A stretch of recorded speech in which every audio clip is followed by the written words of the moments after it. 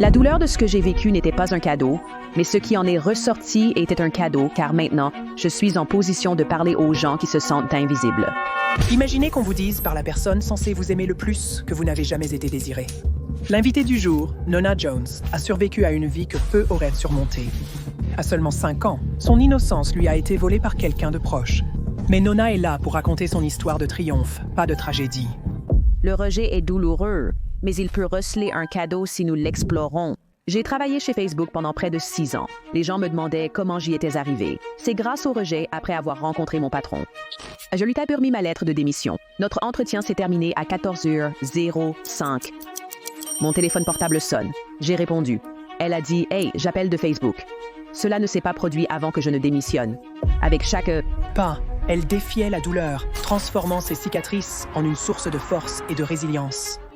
Elle a gravi les échelons pour devenir dirigeante dans une entreprise mondiale, publier des best-sellers et inspirer des millions de personnes avec ses discours percutants.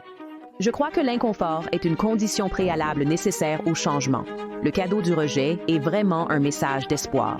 Comprendre cette folie est source d'espoir, bien que ce ne soit pas forcément agréable. À force de persévérance, la situation finira par s'améliorer. Si nous avons les bonnes personnes dans notre vie, elles peuvent nous aider à avoir une perspective sur la situation. Ceci est une histoire de survie, de foi et de la poursuite incessante d'un but. Laissez-vous inspirer par le périple de Nona, qui nous rappelle que la grâce peut tout transformer, quelles que soient les épreuves traversées.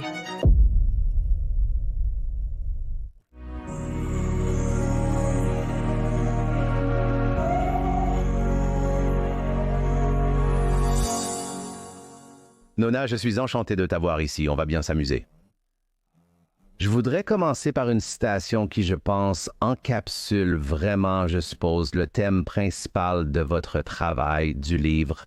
Et je pense que c'est une citation qui, si vous la lisez simplement, n'a pas vraiment de sens jusqu'à ce que vous commenciez à descendre dans ce terrier de lapin.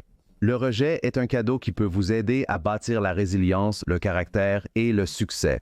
Et je pense que si les gens ne connaissent pas votre travail, ils vous regarderaient et demanderaient comment le rejet pourrait-il jamais être un cadeau. Alors commençons par là. Que signifie cette citation pour vous? Eh bien, laissez-moi d'abord dire, j'ai été à la place de la personne qui se dit « Comment diable pouvez-vous dire que le rejet est un cadeau ?» Je ne pensais pas que le rejet était un cadeau parce que franchement, je suis enfant unique. Mon éducation a été très douloureuse, très dysfonctionnelle. Ma mère ne voulait pas avoir d'enfant. Elle et mon père étaient mariés depuis 13 ans avant qu'elle ne tombe enceinte de moi. Et elle était en colère quand elle a découvert qu'elle était enceinte. Mon père était ravi parce qu'il voulait toujours être papa. Mais à mi-chemin de sa grossesse, il a eu des douleurs à l'estomac. Il est allé à l'hôpital pour essayer de se faire diagnostiquer et on lui a diagnostiqué un cancer de l'estomac en phase terminale. Il est décédé peu de temps avant mon 2e anniversaire. Pour faire court, ma mère a commencé à sortir avec un homme qui est devenu son petit ami et vers l'âge de 5 ans, il a commencé à m'abuser sexuellement. Cela a duré environ 2 ans. Il m'a dit que je ferais mieux de ne pas le dire à ma mère, sinon elle me rejetterait. Je me souviens, j'endurais cela parce qu'en tant qu'enfant, j'avais peur. Je ne voulais pas que ma mère me rejette. Mais cela en est arrivé à un point où je ne pouvais plus le supporter, alors je lui ai dit ce qu'il faisait et elle l'a fait arrêter. Je pensais que c'était fini, mais le jour de sa libération de prison, elle m'a emmené avec elle pour aller le chercher et la ramener à la maison. Et les abus ont repris.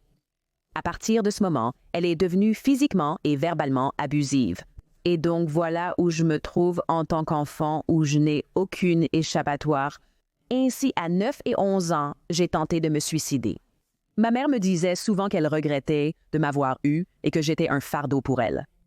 Et vous savez, les gens qui écoutent cela pourraient m'en penser « Mon Dieu, c'est horrible. Comment quelque chose de bon pourrait-il sortir de cela? » Eh bien, quand j'étais à l'université, ma colocataire a été violée. Et je me souviens, vous savez, elle est revenue à la résidence universitaire et elle était juste dans un état de dépression qui a duré des jours et un jour, je l'ai vue juste allongée là et je me demandais ce qui se passait et elle m'a confié ce qui s'était passé et je lui ai dit que je savais qu'en ce moment, cela semblait être la fin du monde et qu'il semblait qu'elle ne se remettrait jamais de cela.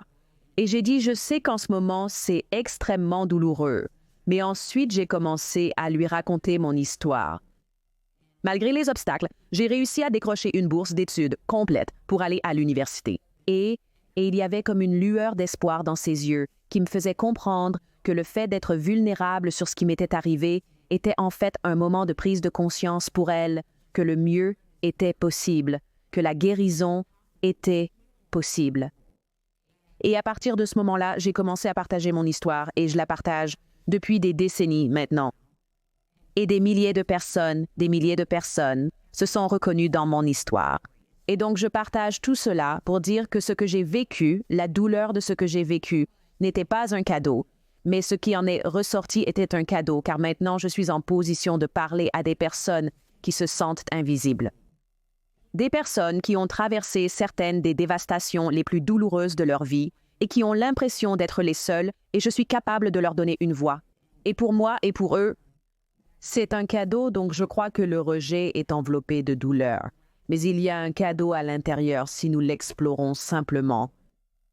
Je comprends maintenant, donc ce n'est pas dans l'instant, ça ne va jamais faire du bien, ça ne va jamais ressembler à un cadeau. Et soyons clairs, il y a un extrême rejet, comme ce que vous avez décrit, qui est vraiment le pire des pires scénarios possibles. Mais il y a aussi le rejet quotidien d'un emploi, le rejet de quelqu'un que vous aimez, le rejet d'un investisseur, le rejet d'un conjoint, le rejet, tous ces différents types de rejets. Sur le moment, il est quasi impossible pour beaucoup de voir le bon côté des choses. Mais quand on regarde en arrière, avec le recul, tout devient un peu plus clair quant à la manière dont cela a conduit à une série d'événements qui ont finalement eu un impact positif sur votre vie. Mais quand les gens écoutent cela, je dirais que la première question que j'aurais est, d'accord, je traverse cela en ce moment, que ce soit j'ai été rejeté d'un emploi ou j'ai été rejeté par ma mère, c'est insensé de devoir gérer sur le moment. Comment quelqu'un peut-il même commencer à traverser cela pour voir le résultat final, le potentiel positif? J'adore cette question parce que l'une des raisons pour lesquelles j'ai même écrit le don du rejet est parce que je crois que la première étape pour être même capable d'ouvrir le don est de prendre conscience qu'il y a un don, n'est-ce pas? Parce que si vous n'avez pas cette orientation, vous vous arrêterez au papier cadeau.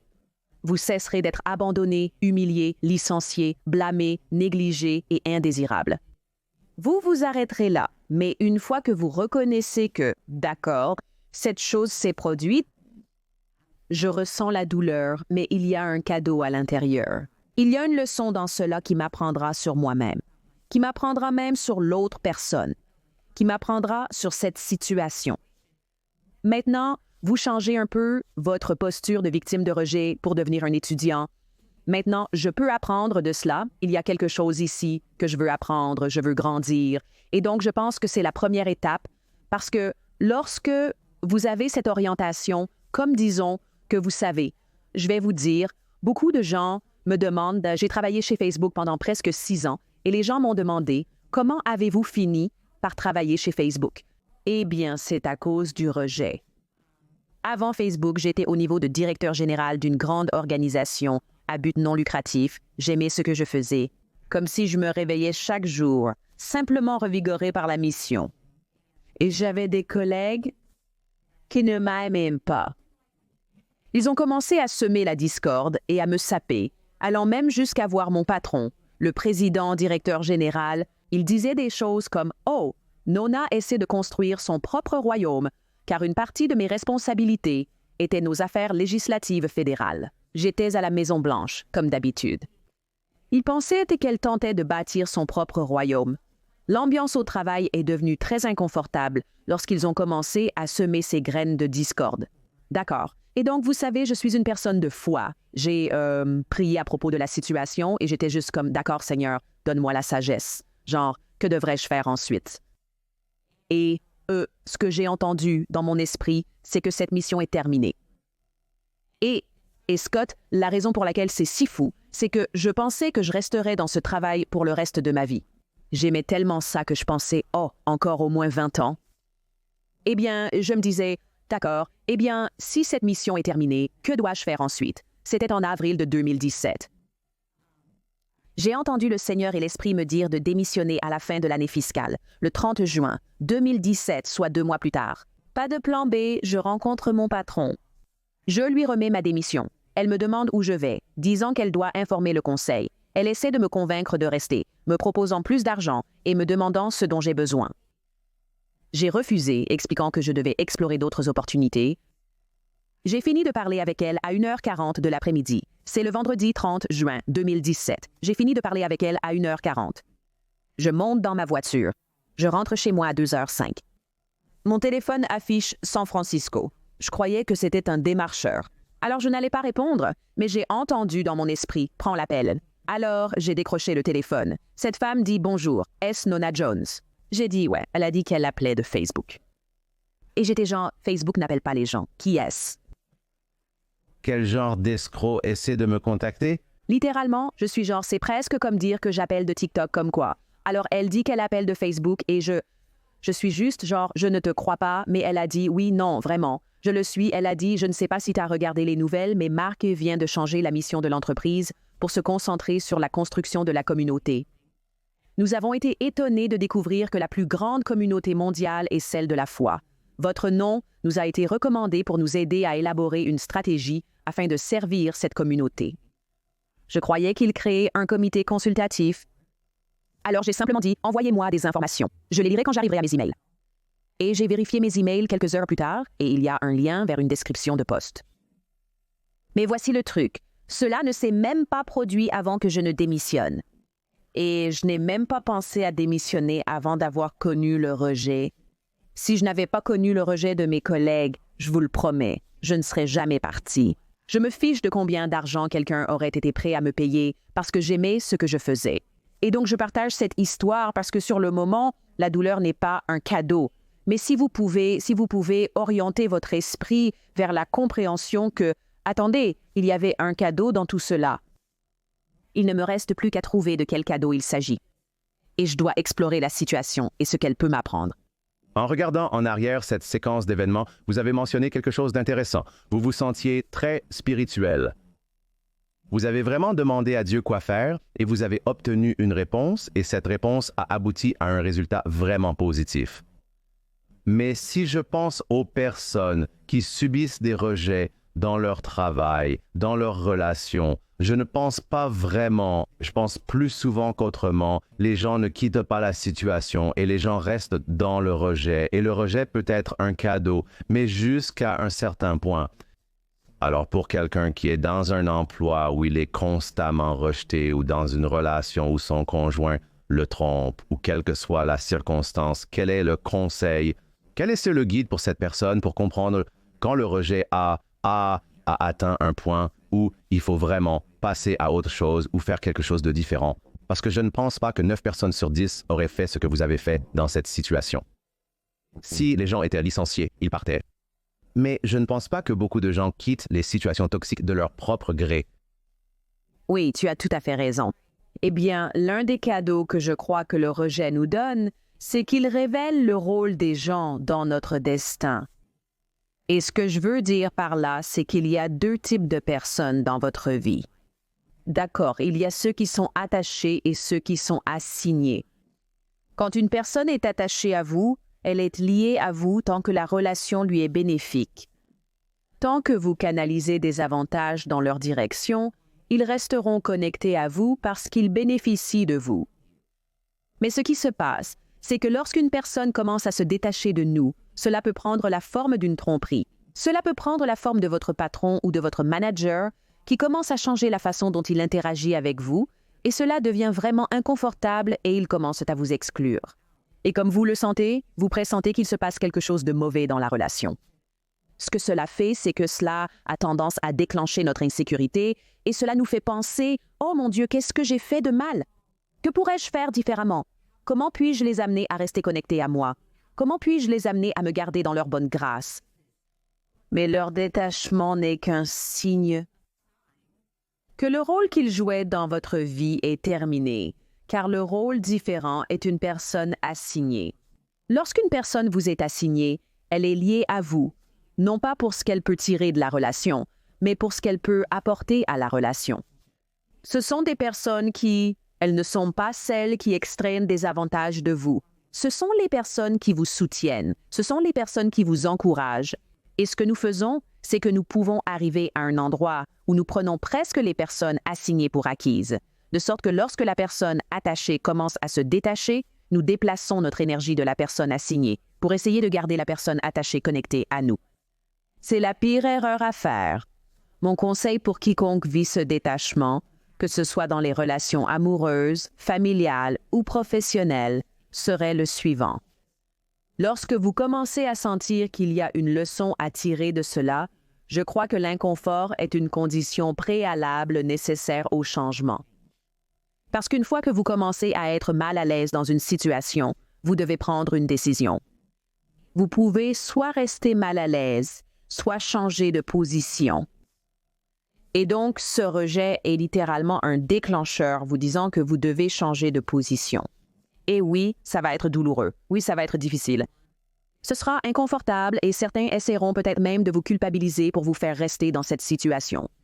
Vous savez, même dans ma famille, beaucoup de gens me disent qu'ils n'arrivent pas à croire que je ne parle pas à ma mère. Ma mère et moi sommes brouillés depuis des années. Je ne peux pas croire que tu ne parles pas à ta mère. Tu n'as qu'une seule mère, disent-ils, tout en sachant ce qui m'est arrivé quand j'étais enfant. Pendant des années, je me suis sentie coupable et j'ai cédé à leur pression pour essayer de faire fonctionner la relation. Mais ça ne marchait pas. Pourquoi? Parce qu'une relation saine nécessite à la fois le pardon, qui est moi disant « Tu m'as blessé, je te libère de la dette de la douleur que tu as causée. » Et cela nécessite aussi le repentir. C'est l'offenseur qui dit « Je t'ai blessé. Je vois le tort que j'ai causé et je m'engage à ne plus te blesser. » Sans repentance, une relation saine est impossible, peu importe le pardon accordé. Donc, mon conseil à quelqu'un qui traverse cela est que cette situation vous enseigne. Vous devez agir, vous devez changer et y faire face. Comment pouvez-vous différencier d'eux? Parce que concentrons-nous sur l'autre personne parce que l'autre personne est la personne qui conduit vraiment cette situation inconfortable. Alors, comment pouvez-vous différencier quelqu'un qui vous culpabilise pour vous ramener dans la situation par rapport à la repentance et la vérité? Parce que je pense que c'est, d'accord, donc quelqu'un encore, comme deux circonstances différentes, est une relation, un travail. Tout le monde passe par les deux, non? Vous travaillez pour une entreprise qui vous marginalise, vous souhaitez démissionner et il s'excuse de ne pas vous avoir respecté. Voici une augmentation de salaire de 5 000 $. C'est ce que vous allez faire maintenant. Nous espérons que vous aimerez le nouveau type de jeu de données que nous avons conçu pour vous. Et de l'autre côté, vous avez la relation et quelqu'un trompe et ils disent « cela n'arrivera plus jamais. J'étais ivre, peu importe eux. Tu sais, je ne veux pas gâcher ça. Alors où est la culpabilité et où est le repentir? Et y a-t-il un point de non-retour pour l'une ou l'autre de ces situations? La façon dont j'aime différencier cela, c'est quand quelqu'un vous culpabilise. Il fait essentiellement de vous le problème. Il ne fait pas du problème le problème. Il fait de votre réponse au problème le problème.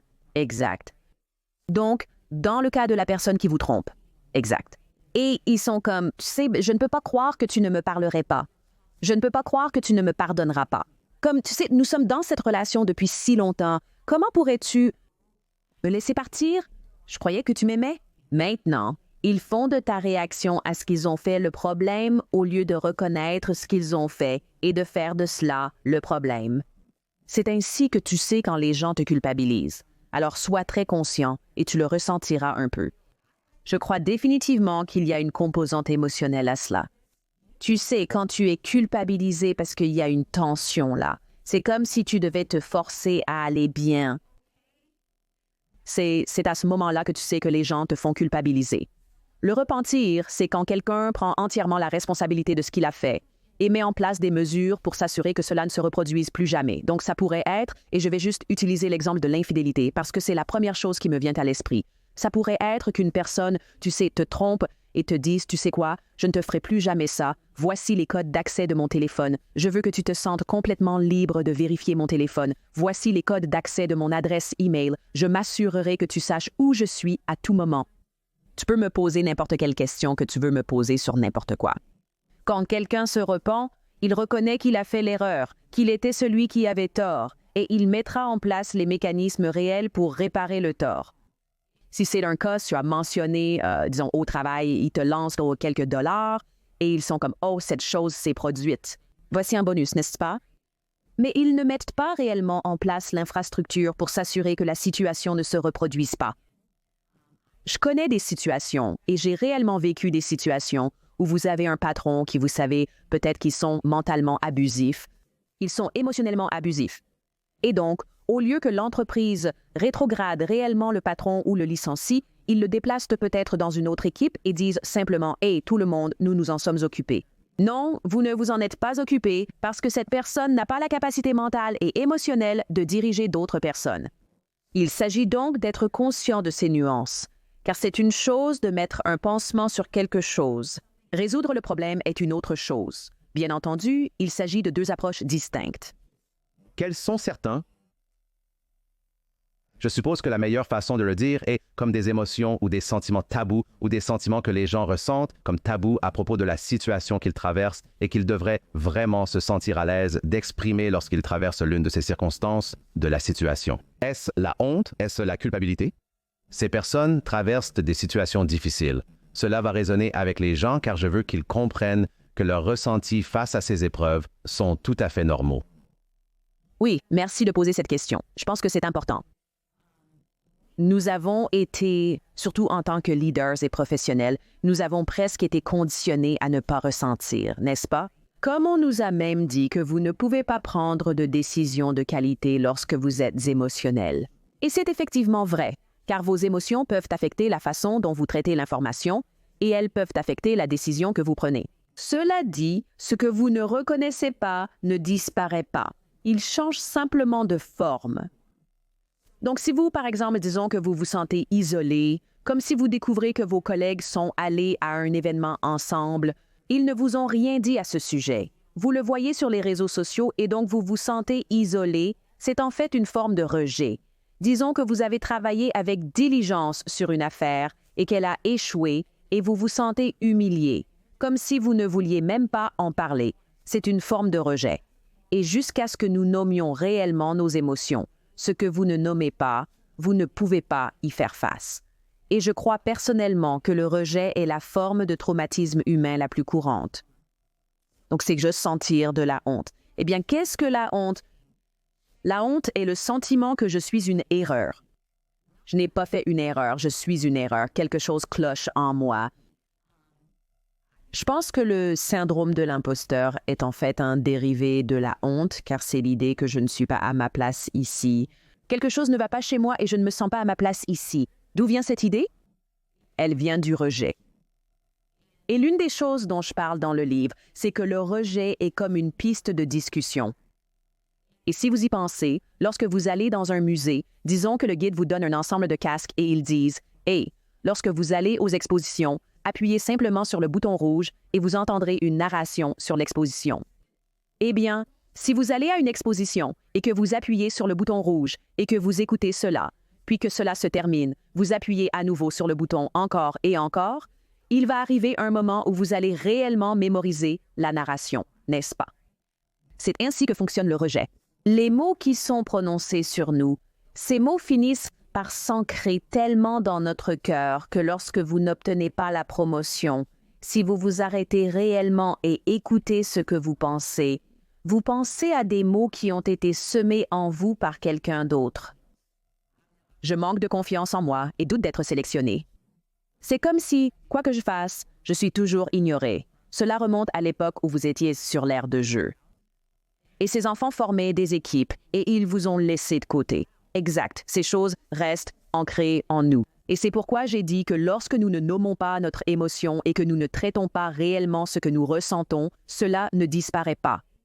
Ça change juste de forme. Nous devenons le type de personnes qui sont accablantes et qui microgèrent. Nous devenons les personnes qui sont maussades et déprimées. Une partie de ce que nous appelons personnalité n'est pas notre personnalité. C'est ainsi que nous faisons face à la douleur du rejet. Vous savez, certains d'entre nous disent « Eh bien, je suis juste introverti. » Non, vous n'êtes pas introverti. Vous avez été rejeté encore et encore. Et vous avez appris que la façon d'éviter le rejet est simplement d'éviter les gens.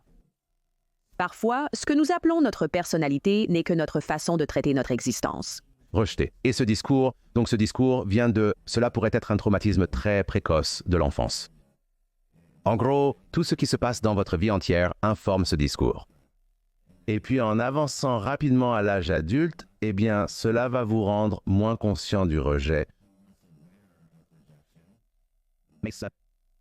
Vous allez moins vous concentrer sur la préservation et la protection de vous-même. Et vous allez dire, eh bien, c'est bien, je le mérite. Ouais. Donc, c'est l'un des effets les plus, je pense, dangereux et insidieux que le rejet a sur nous. Dans la Bible, un verset du livre des Proverbes, chapitre 18, verset 21, dit « Il dit que la vie et la mort sont au pouvoir de la langue. » Ce mot qui est traduit par pouvoir est en fait le mot hébreu yod, qui signifie main. Cela signifie que la vie et la mort sont contrôlées par la langue. Que fait une main?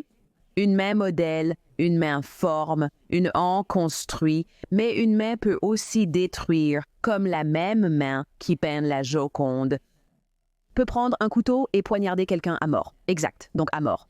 Nous devons comprendre que les mots ont du pouvoir. Certains d'entre nous ont dit des choses comme « j'en ai fini ». On m'a dit ces choses il y a longtemps, mais voyez tout ce que j'ai accompli. C'est terminé. Non, ce que vous ne réalisez pas, c'est que votre ambition est en réalité alimentée par les mots que les gens ont prononcés sur vous. Ils ont dit que tu ne seras jamais à la hauteur. Ils ont dit que tu n'accompliras jamais rien.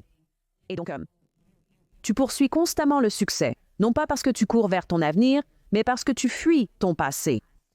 Et c'est pourquoi nous ne nous sentons jamais accomplis, peu importe ce que nous réalisons.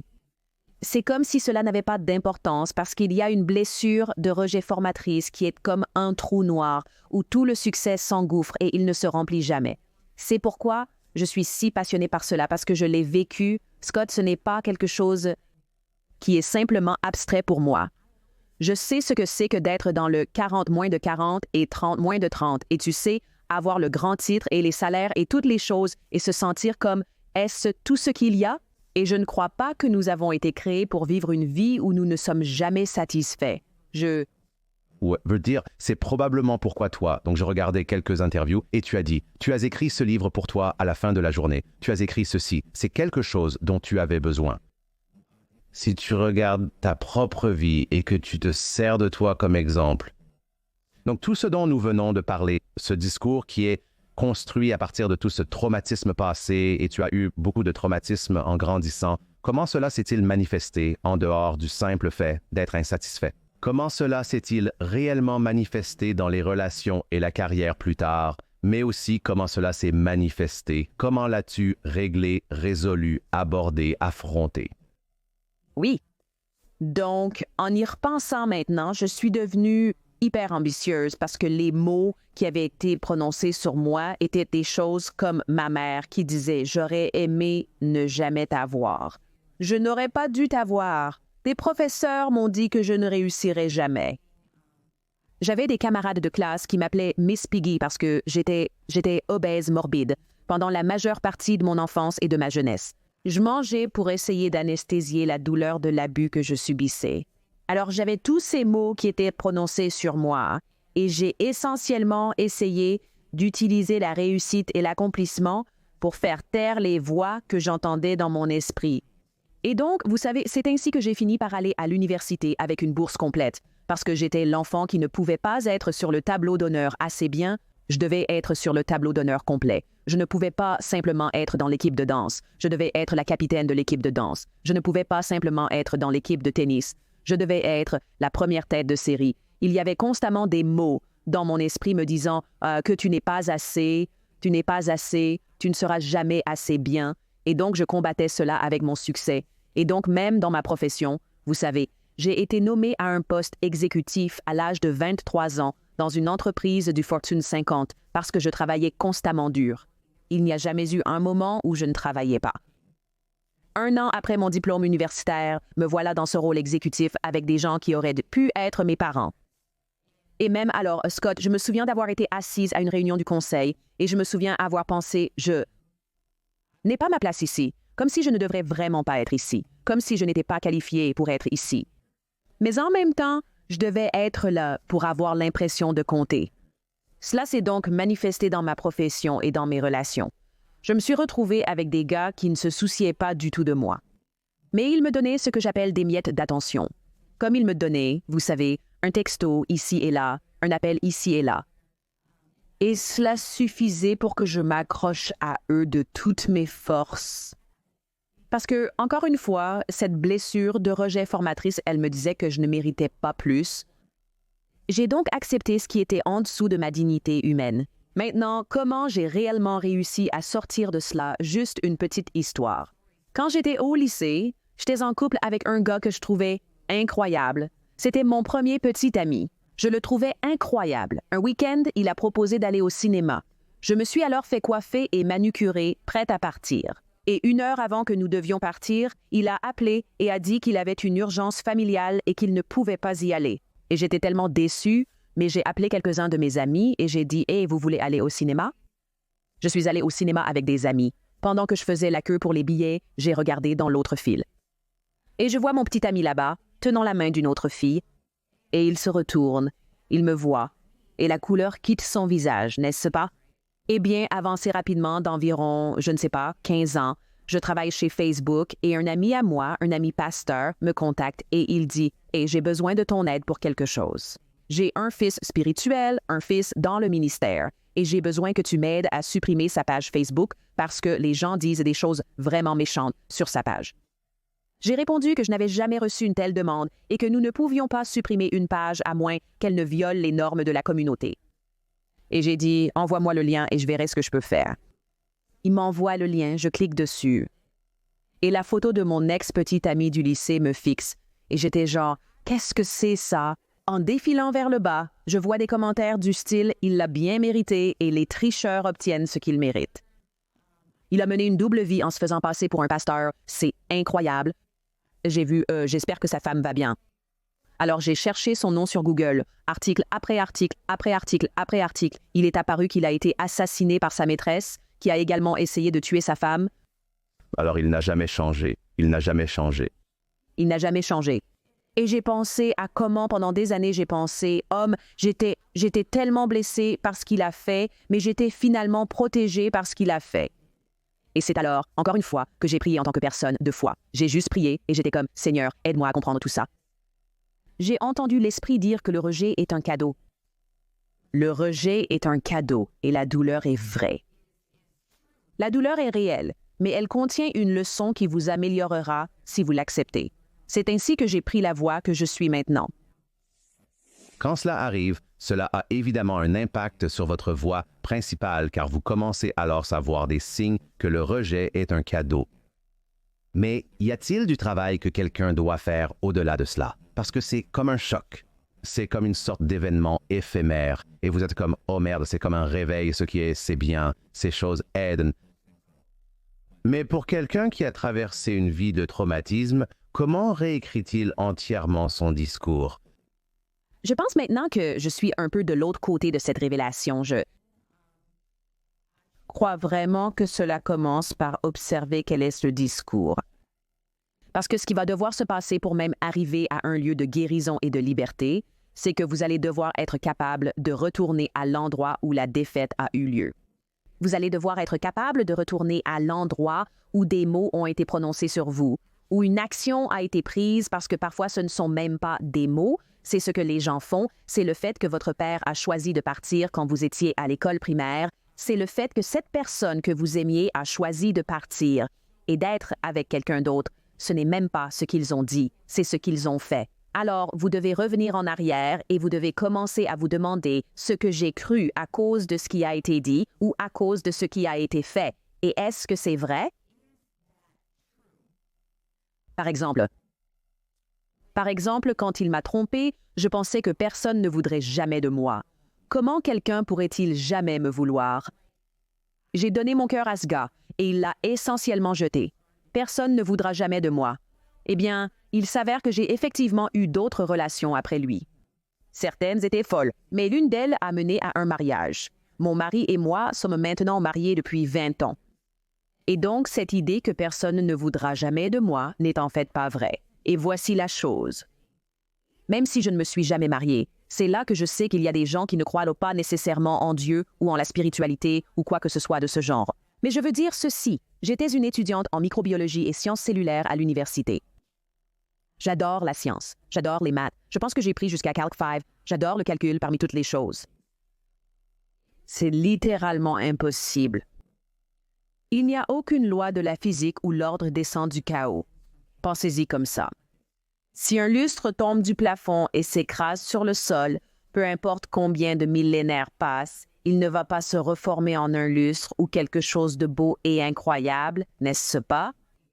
Il va juste continuer à se désintégrer. Et je dis ça parce que peu importe ce qu'on vous a dit, vous n'êtes pas une erreur. Peu importe ce qui vous est arrivé, vous n'êtes pas un accident. Le choix de quelqu'un d'autre n'est pas de votre faute et cela n'invalide pas le but de votre vie. Et donc, vous devez observer quel est le discours et est-ce vrai? Parce que même s'il ne voulait pas de vous, la réalité est que vous êtes ici parce que vous avez un but dans votre vie. Comme mentionné, nous avons appuyé sur « Enregistrer ». C'est un point intéressant sur lequel j'aimerais avoir votre avis. J'adore ce genre d'expérience de pensée, car ça a beaucoup de sens. Quand vous l'exposez comment tout le monde est, il y a tellement de coïncidences ou, cependant, vous voulez l'appeler que nous sommes vivants ici, aujourd'hui, cela semble presque impossible. Je pense que statistiquement, il est presque impossible que nous soyons vivants ici aujourd'hui, mais je pense que beaucoup de gens n'ont pas de spiritualité et je pense que de moins en moins de gens ont Dieu dans leur vie. Et peut-être ne pas seulement parler de l'important, parler de si quelqu'un n'a pas Dieu dans sa vie, quel problème rencontre-t-il lorsqu'il est confronté au rejet? Y a-t-il des moyens par lesquels la spiritualité de Dieu aide? Je suis certain, car vous avez mentionné 2 fois durant notre échange, que cela a eu un impact sur votre vie. Mais si quelqu'un n'a pas cette pièce dans sa vie, quelle est la pièce du puzzle ou le composant qui lui manque, qu'il devrait essayer de résoudre pour rendre certains de ces événements de vie difficiles un peu plus faciles? J'adore cette question parce que ce que je peux vous dire tout d'abord, je n'ai pas grandi dans une maison où l'on allait à l'église. Comme je n'ai pas grandi dans une situation où je connaissais simplement la Bible ou Jésus ou Dieu ou quoi que ce soit de tout ça, j'ai eu ma propre rencontre, mon propre éveil, ma propre expérience. Et ce que je peux vous dire, c'est que j'ai eu mon propre éveil au milieu d'être maltraité et non l'acte, mais je dis dans la chronologie de ma vie, la maltraitance se produisait toujours.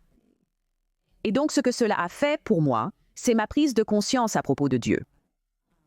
Il y a un verset de l'Écriture dans la Bible qui dit que c'est dans Romains chapitre 8, verset, et ce qu'il dit, c'est que Dieu fera concourir toutes choses au bien de ceux qui l'aiment et sont appelés selon son dessein. Ce que cela me dit et ce que cela me disait même alors, c'est cette situation peut ne pas être bon, mais Dieu a fait une promesse de le faire concourir pour mon bien. Ce qui signifie que je dois comprendre quel est le bien dans tout cela. Comme ça, c'est quoi le noyau de bien dans tout cela qui pourrait servir les autres?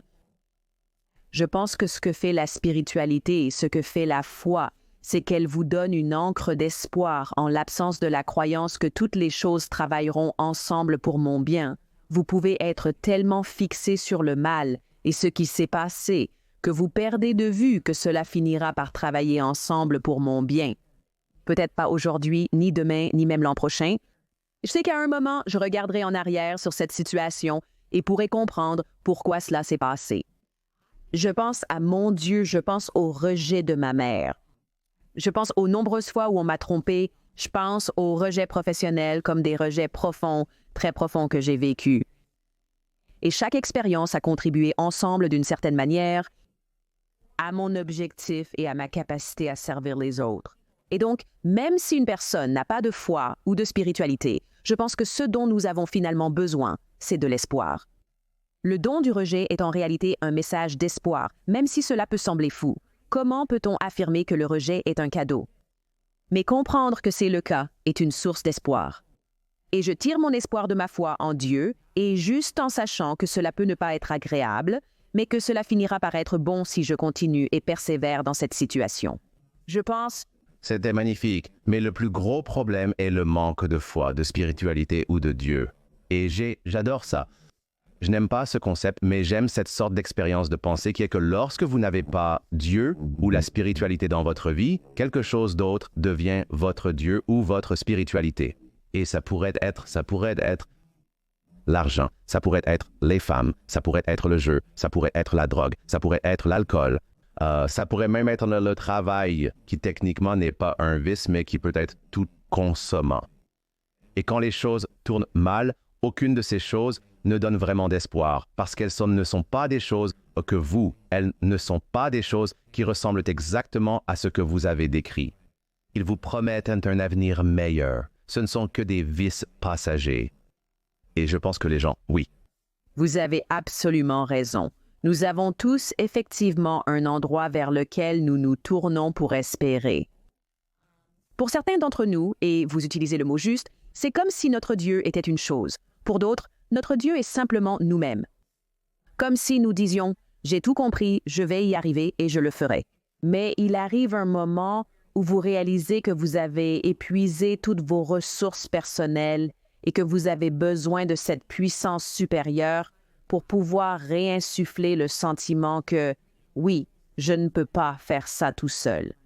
Je ne peux pas. » J'ai beaucoup d'amis athées et agnostiques. Je plaisante toujours avec eux. Parce que je suis comme, vous les gars avez en fait plus de foi que moi parce que vous devez avoir beaucoup de foi pour regarder tout ça et être comme, je viens de nulle part. Vous savez donc, nous avons tous foi en quelque chose. Ouais. Non, j'adore ça. Je veux juste un cadre que les gens peuvent au moins emporter avec eux. Et je vais juste ajouter une réserve à cela. Donc le livre est sorti maintenant. Vous pouvez l'obtenir ou vous acheter vos livres. Les liens seront dans les notes de l'émission. Mais un cadre dont vous parlez est le cadre ouvert. Je veux donc laisser aux gens un cadre qu'ils peuvent emporter pour plonger dans le livre et en apprendre davantage, bien sûr. Mais je veux déballer celui-là. Merci de m'avoir même offert l'opportunité de faire cela, car l'une des choses dont je suis très prudente en tant qu'écrivaine, c'est que je ne veux jamais que les gens lisent mes livres et se disent simplement « Oh, c'était sympa, je ne sais pas quoi en faire ». Honnêtement, l'une des raisons pour lesquelles j'écris mes livres est parce que je veux que les gens puissent avoir des outils pratiques qu'ils peuvent appliquer et que j'ai dû découvrir par moi-même parce que je ne pouvais pas les trouver ailleurs. Donc, le cadre ouvert est essentiellement une sorte de cadre en 4 parties qui vous aidera vraiment à commencer à être intentionnel pour comprendre quel est le cadeau dans cette expérience de rejet. Et donc, le O signifie observer. Et j'en ai parlé un peu plus tôt, mais ce que vous voulez faire, c'est que lorsqu'un rejet se produit, avant de vous laisser mentalement, émotionnellement, psychologiquement et spirituellement spiraler dans votre terrier habituel, vous voulez observer ce que je pense et ce que je ressens. Quelles sont les pensées qui se jouent automatiquement dans mon esprit? Quels sont les sentiments qui déferlent automatiquement à travers mon corps? Et lorsque vous faites une pause et que vous pensez réellement aux pensées, comme la métacognition, vous pensez aux pensées, vous êtes alors en mesure de commencer à identifier d'où cela vient, d'où vient cette croyance que personne ne me veut, d'où vient cette idée, et une fois que vous pouvez réellement identifier d'où vient l'idée, maintenant vous avez quelque chose avec lequel vous pouvez commencer à travailler. D'accord. Et il est important de l'identifier, car tant que vous ne savez pas d'où cela vient, vous penserez que c'est vous. Vous penserez que c'était juste ma propre pensée, mais je vous promets que 95% de ce que nous pensons après avoir vécu un rejet nous a été inculqué par les mots de quelqu'un d'autre. Alors commencez par observer. Deuxièmement, j'encourage simplement les gens à faire une pause. Juste une pause, ne vous permettez pas d'agir. Parce que parfois, ce que nous ferons, c'est que la douleur sera si réelle que nous voudrons simplement nous venger de la personne immédiatement. Nous voudrons prendre une sorte d'action pour essayer de, vous savez, annuler la douleur. Non, juste une pause. Ce que je fais, c'est que je fais une pause et je prie. Et j'apporte réellement ces pensées à Dieu. Je me dis, d'accord, je viens de penser, ma pensée était que personne ne me voudra jamais. Personne ne me soutient jamais. Personne, jamais. Et je l'apporte à Dieu parce que cela me donne alors l'opportunité de réfléchir. Est-ce vrai? Tu sais, en publiant ce livre sur le rejet, j'ai moi-même vécu tellement de rejets. Scott, c'est fou, ironique. N'est-ce pas ironique? J'en suis arrivée à un point où je me sentais complètement seule, sans aucun soutien. Mais alors que je faisais une pause et que je priais à ce sujet, j'ai dû réellement réfléchir sur le fait que, attendez une minute, beaucoup de gens me soutiennent. Et il y a des gens qui me soutiennent que je n'ai même jamais rencontrés auparavant. Et même être sur cette plateforme est un tel cadeau parce que c'est comme si vous avez si amoureusement cultivé cette plateforme et pourtant vous m'invitez dessus. C'est un cadeau qui contrecarre l'idée que personne ne me soutient, que personne ne me veut, n'est-ce pas? Nous faisons une pause et moi, je prie et me mets dans un état méditatif. Et puis le E signifie explorer. Je crois donc que chaque rejet a une leçon qu'il peut nous enseigner sur nous-mêmes ou sur les autres. Lors de la sortie de mon livre, des gens sur lesquels je pensais pouvoir compter ne se sont pas montrés présents. J'ai réalisé que je les avais placés dans une catégorie d'amitié qui ne leur correspondait pas réellement. Ce sont des gens que j'ai soutenus, mais qui ne se sont pas montrés pour moi, alors que je savais qu'ils le feraient.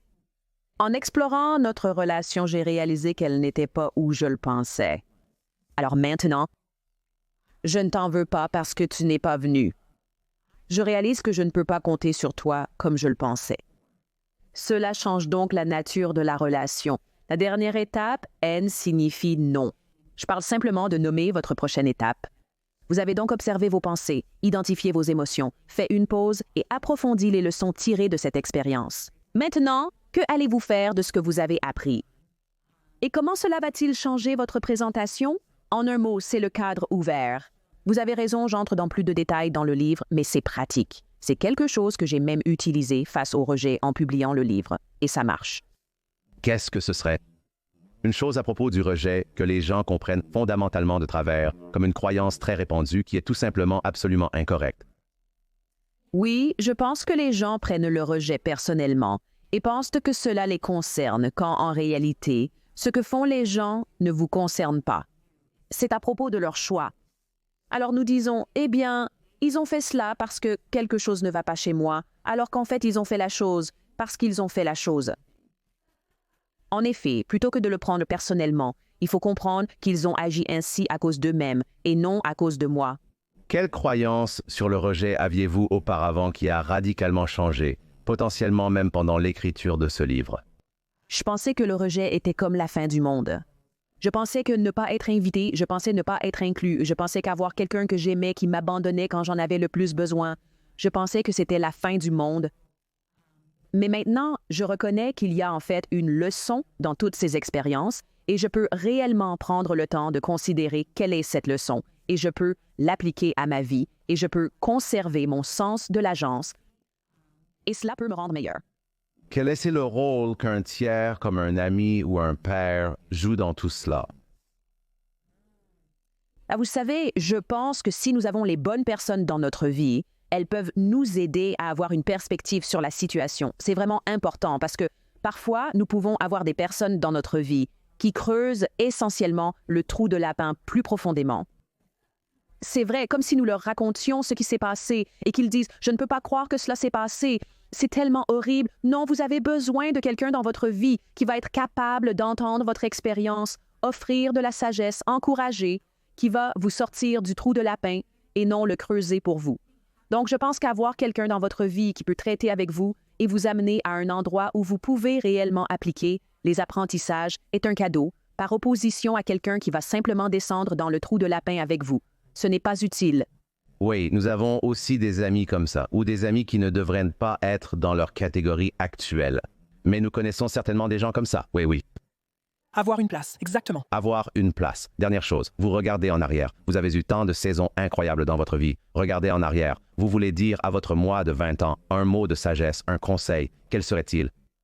Je dirais à Nona, alors parce que je faisais face à beaucoup de syndrome de l'imposteur, je dirais simplement que vous n'êtes pas un imposteur quand vous êtes appelé et chaque pièce dans laquelle vous êtes appelé à chaque opportunité qui vous est donnée, vous êtes appelé à. Et donc arrêtez de vous sentir comme si vous n'apparteniez pas là, comme si vous ne le méritiez pas parce qu'il vous est donné, parce que vous le faites. Cadeau et rejet est maintenant disponible sur Amazon et partout où vous pouvez acheter des livres. Quel est votre réseau social et avez-vous un site web pour le livre? Eh bien, c'est juste sur mon site web, c'est nonajones.com. Si vous y allez et cliquez simplement sur l'onglet des livres, cela vous y emmènera directement. Mais mon identifiant sur les réseaux sociaux est Nona Ponora. Je me confonds avec... Je suis une chanteuse-compositrice primée au Grammy, mais cela ne me définit pas entièrement. Mais ouais, à Nononot Nora sur Instagram, YouTube et Facebook.